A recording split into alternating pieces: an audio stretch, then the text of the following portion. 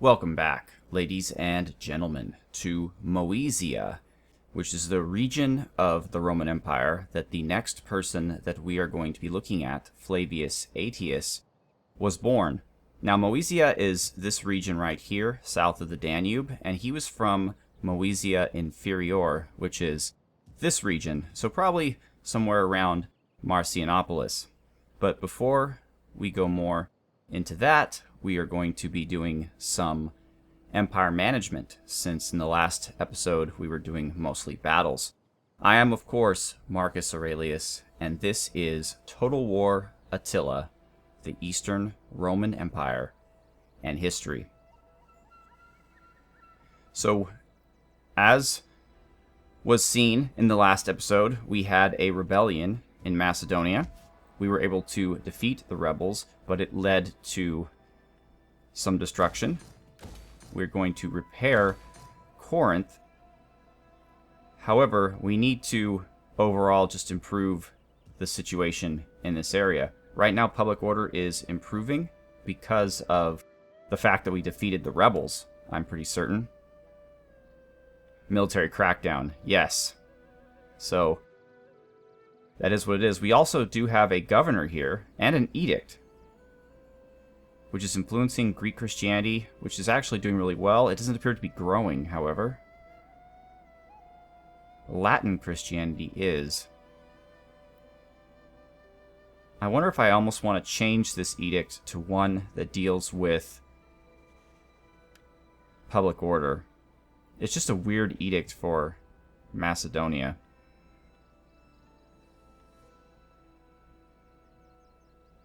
This would improve research and public order, which I think right now is more useful to us. And we'll improve Dyrrachium. It's not too expensive. But in addition, we'll get some fishing ports in order to help us with that, to make up for the food we lost. And we're going to build a capital. That was our plan. Okay, and we are out of money. So much for all of that. We just have a little bit left. We need more troops, I think. Specifically, here in the west. We defeated this army of Western Roman separatists. We also have here an army of Western Roman rebels. Not entirely certain what the difference is, aside from the color of their little phoenix bird, or whatever that is. But they are besieging Naples with a huge army, and the Western Romans are just out of luck. Ravenna, their capital, is being besieged by the Quadians and the Ostrogoths. Illyria is trading with us and on good terms with us.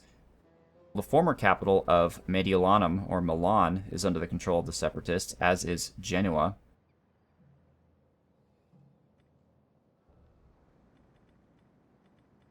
And the separatists, or the rebels, I should say, control Corrales. I was going to say Rufinus should go and take these guys out, but he is currently... Well, he could do that, and there's no point in having him continually besiege this city, except for the loss of public order. But what exactly happens when the rebels lose public order? Does that mean that the rebels that spawn against the rebels are loyal Romans who want the province to go to me? That would actually be pretty awesome if that were true. But I don't know if that works like that. So you know what? Let's just send him back up. Set up a blockade. Yes, we're going to abandon the blockade. Turn about. Ready for orders. And we're going to go up here to perhaps engage the separatists in naval battle. Waiting for a new course. And you're no worse than procrastinator. Good. At your command. This army has been severely beaten, but we still need them to take these guys out.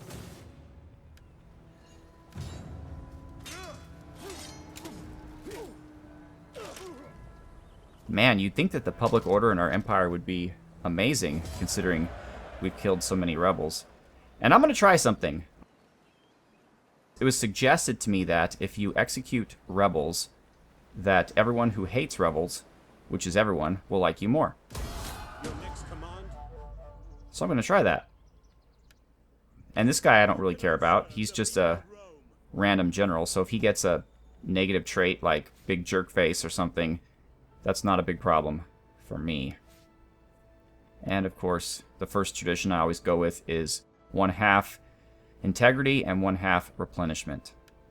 And we'll get back to town.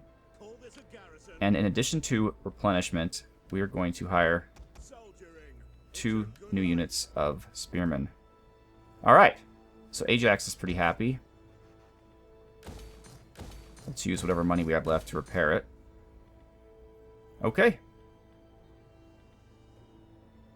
So Palma is still owned by the Romans, I believe, yes, but it's unsanitary.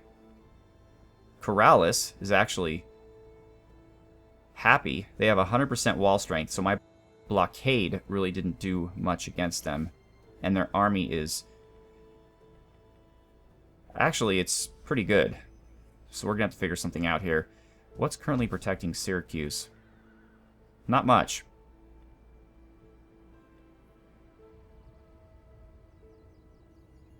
I would love to grab these two, which the Byzantines did actually hold after Justinian, but they belong to my allies. The enemies are attacking the northern Italian cities instead. Alright, well, we're out of money. Spy, what can you do for me? We have a bunch of Persian agents. What's this guy? He's a magus. And this guy is a magus as well. I wonder if we can do some harm to any of these guys. Let's manipulate him. We cannot because we do not have any money. I am yours to command. Alright, we have 2 spies, don't we? We have another one. Oh, one died, right? Or didn't die, but disappeared for a while. How can I serve the people? Alright, well, I'm not too worried about these magi, so I'm going to go over here Beginning my journey. and actually do what spies are supposed to do, which is spy. And this city is sorely unprotected. Okay. At your command. This army is not perfect yet, but still in pretty good shape. We take this settlement. Let's show these Persians a thing or two. Oh, look at this. I thought this was going to be a cakewalk, but instead they're saying it's 50-50. Is that because this is the walled city? No, it's not.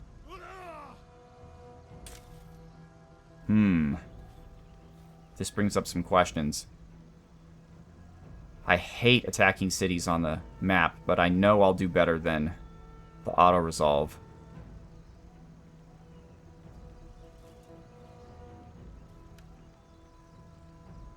Let's do it.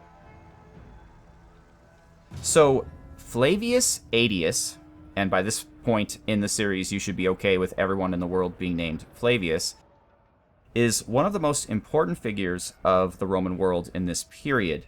He was born in Moesia Inferior, as we mentioned earlier, so technically he was an Eastern Roman. So I'm not entirely sure, and none of the stuff I've read really gives me a really good answer for why he went to the West, but regardless, his father was a Romanized Goth who was a general in the Roman army, and his mother was a wealthy Italian aristocrat. No idea how those two got together. Political, probably. I mean, obviously this Romanized Goth was probably hanging around with the right people.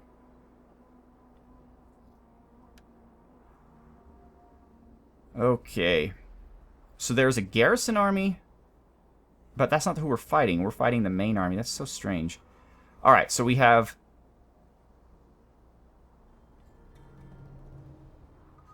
a number of entrances to the city. All but one are guarded by towers, but that doesn't mean much because even this one, these 2 towers can both reach. So I think the best case scenario is to do what the game is prompting us to do, which is to attack from this angle here and just go right straight up to the main building. So, first things first. Actually, this formation is pretty good, except I want the cavalry out more on the flanks and back a little bit.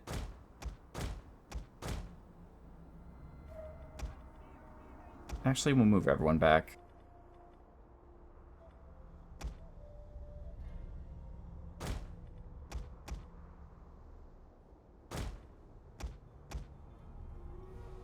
To avoid tower fire. Okay, and general, yes, you will be in the back as well. And what's your ability again? Fear. Oh, that's my favorite. That's why you're my favorite. Flavius Aetius. I think we adopted you. I'm not entirely sure. Hope that we did. Alright. So, slingers, you are just going to chill. So I don't want you on fire at will. Actually, I don't want anyone on fire at will. But you, I want flaming shot. And you are going to take out this tower.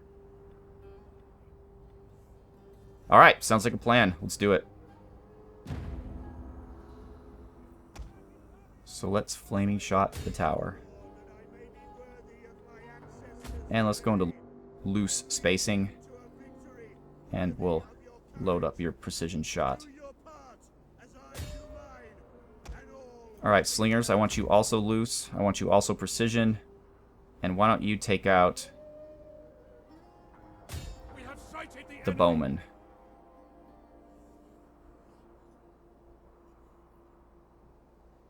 Alright, so far so good. There's our orderly rows of Roman troops. And we're starting to fire on the tower. Which is firing back at us, but our archers, so I don't care.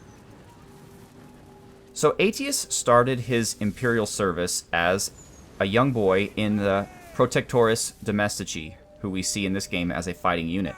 And he quickly moved up the ranks to higher positions. However, in 405, he was given as a hostage to the Visigoths under Alaric, whom we have discussed in an episode entirely about him. The tower is not being harmed all that badly. Because it looks like in most cases, they're attacking this little house in front of the tower. Come on, guys. You can do this. I believe in you. Now, Alaric presumably liked Aetius because he requested that Aetius remain with the Visigoths as a hostage. However, the powers that be decided that was not really worth it, and they instead gave Aetius as a hostage to the Huns under their king at the time, whose name was Ulden, and then also after him, the next king, Charatau. I probably pronounced that wrong.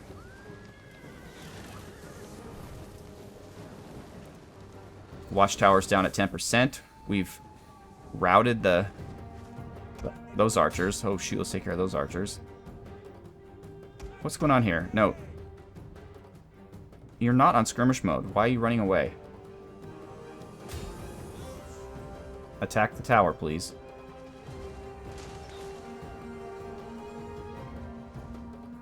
%?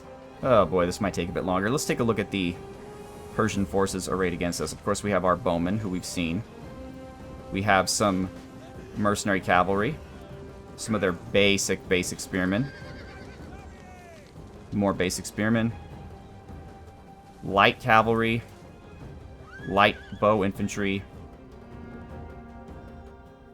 Where are the reinforcements, however? Oh, there's some guys defending that. Let's actually... Equites Dalmatae. Or Dalmatae, sorry. Will you do me a favor and do some scouting? Stay away from the towers. And go fast. 37% fire damage. Come on, guys.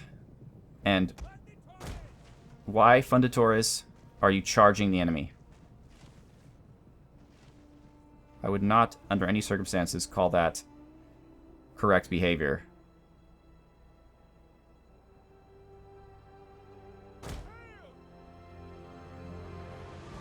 Come on, Watchtower.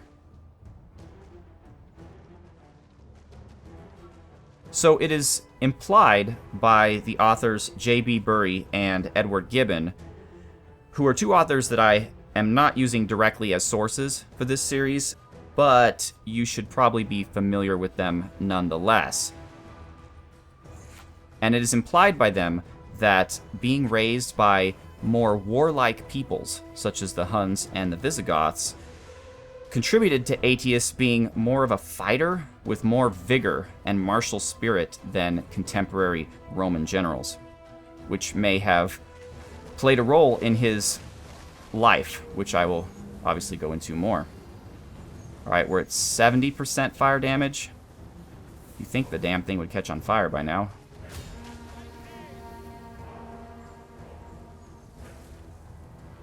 $71.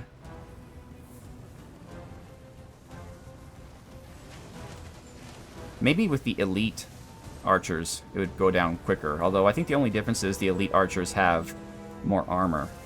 And I don't think crossbowmen can even have flaming shot. So you definitely need archers for that. I don't know why they're standing like this. So I don't see any reinforcements, but...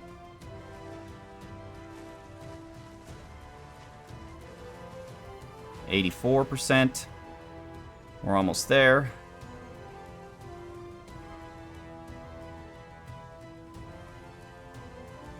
%87%. We're still checking the back, not seeing much. Our guys are almost out of flaming shot.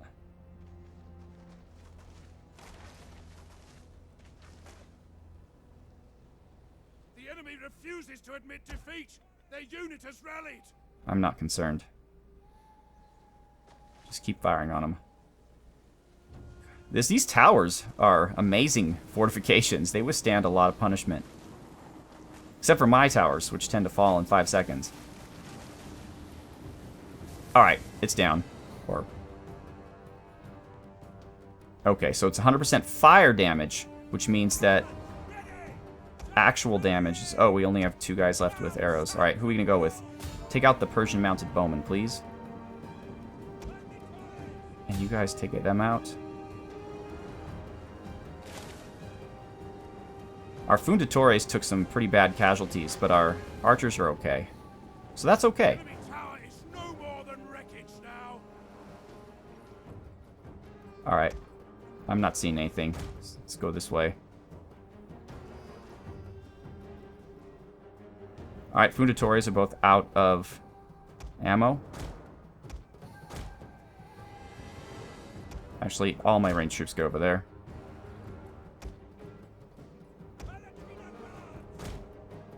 No, that's not exactly what I wanted, folks.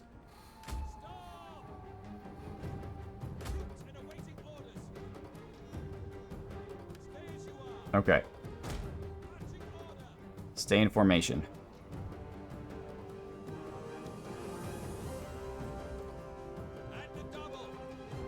Okay. You don't have to rush.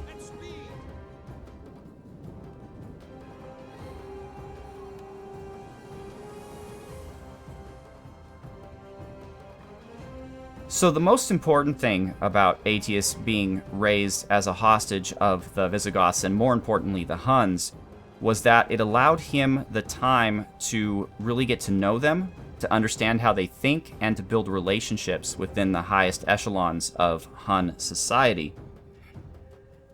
Now, you may think of hostages in the modern way, which is someone tied to a chair while their family is supposed to give ransom or something to the kidnappers. That's not how it worked in this time period. Hostages were more like political prisoners to make sure that the other side was honest, but they were treated very well. Like, Aetius was treated like a member of the Hunnic royal family. He grew up alongside the Hunnic royal kids. He was trained to fight like them. He was included in everything. I mean, granted, he couldn't run off and escape, but in all other ways, he was well regarded. Okay, who are you guys? Scouts? Oh, whatever. A fire rages through the enemy settlements. Okay, let's get you back out here. And let's go. Move forward, folks. You don't have to rush. And hopefully we'll take down their archers without too much trouble. Back to regular speed. Alright. Go first. The worst problem about being on the offensive is you cannot use your testudo. But that's alright. They could at least use their plumbata. In fact, let's move the comitatenses up.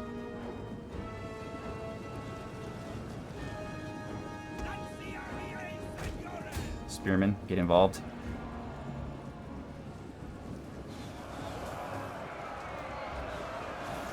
And General, are you close enough to use your fear effect?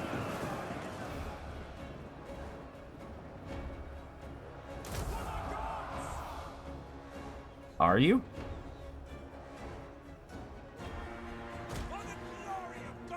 It appears so. And we're finally taking out the archers. We only took half our squad. Where's our other cav? There they are. Please come back home. They appear to be abandoning that position.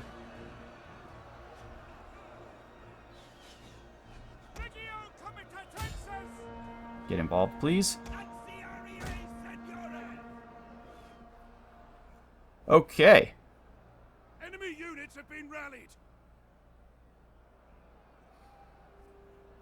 So who's good at capturing towers? None of these guys, I don't think. I think you need, like, raiders for that sort of thing. They are trying to take out our general. Defend him. Attack! General will be fine. Okay, cavalry come back.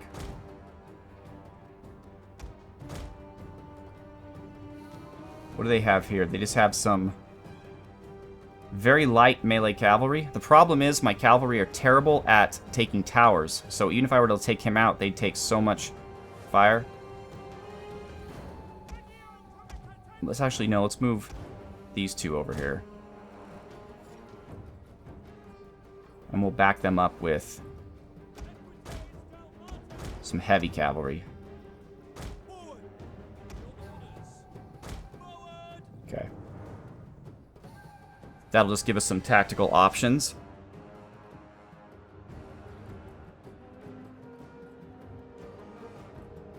So in 423 AD, Honorius, the Western Emperor, who we've discussed a lot, died. And since Theodosius II in the East was slow on the uptake, I guess, in naming a successor, the job of Western Emperor fell to a usurper by the name of Ioannis. And while Theodosius was spurred to action by this usurper, and no doubt also to get his sister, or I'm sorry, his aunt, Galla Placidia, and her two kids out of Constantinople, he raised troops for an attack on the west. And Aetius, for reasons that I don't know, just reasons, I guess, decided to sign up with the usurper Ioannis. So what he did is he went...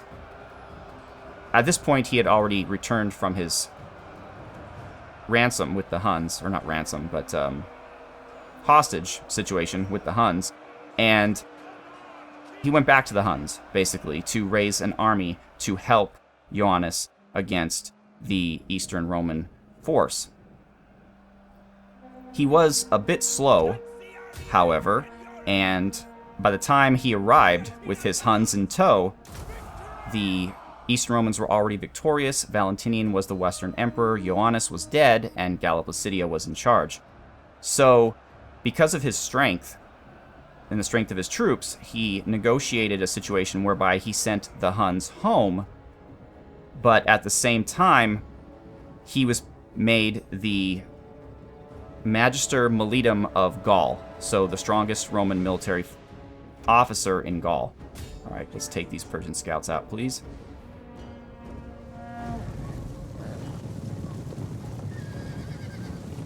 And then as soon as we do, we're going to retreat, because I don't want to get chopped up by this tower.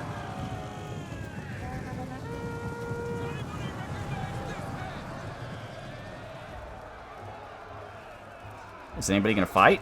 There we go. There we go. Oh, nice. Good work, man. That was great.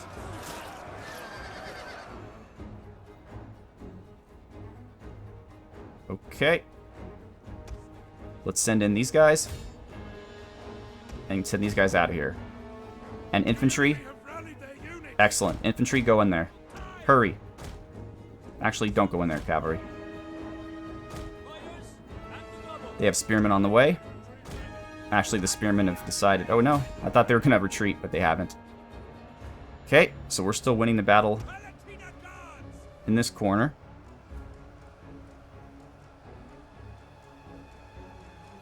But you know what, ladies and gentlemen? The conclusion of this battle will have to take place in the next episode. So, once again, I am Marcus Aurelius. Thank you so much for watching.